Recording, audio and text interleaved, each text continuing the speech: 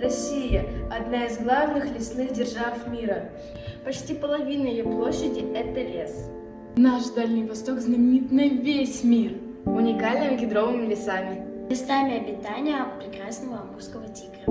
Нерестоохранными полосами, первозданными лесами и еще не тронутыми людьми. Долинными комплексами. Ореховыми зонами.